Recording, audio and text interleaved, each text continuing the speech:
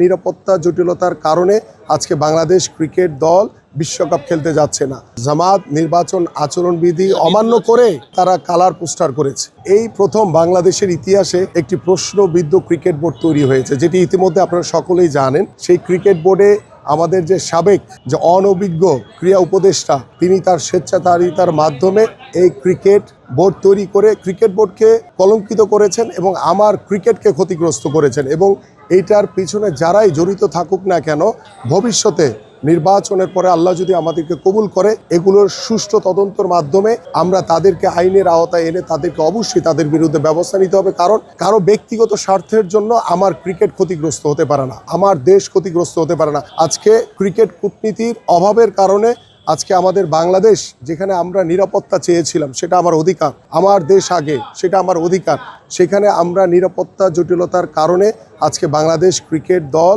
বিশ্বকাপ খেলতে যাচ্ছে না।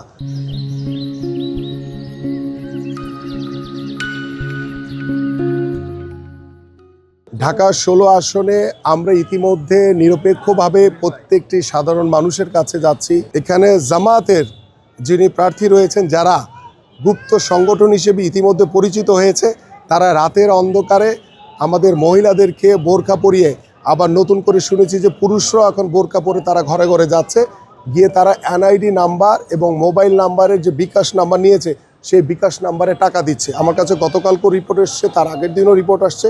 যখন আমাদের নেতাকর্মীরা দেখে ফেলে, তখন তারা দৌড়ে পালিয়ে যায়। তো ভোট চাইতে তো এটা গণতান্ত্রিক অধিকার, আপনারা ভোট চাইতে যাবেন, এটা আপনার সকলের কাছে যাইতে পারেন। আপনি নেতাকর্মীদের দেখে, সাধারণ মানুষদেরকে দেখে কারো পালিয়ে যাবেন।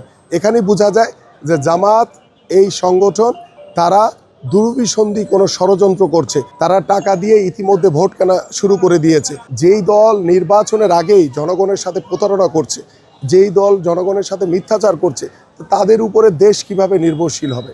জামাত নির্বাচন আচরণবিধি অমান্য করে তারা কালার পোস্টার করেছে। যেমন আমি আমার কথা বলি, আমাকে 20টা ডিজিটাল বোর্ডের কথা বলা হয়েছে, আমি 20টা ডিজিটাল বোর্ড লাগিয়েছি।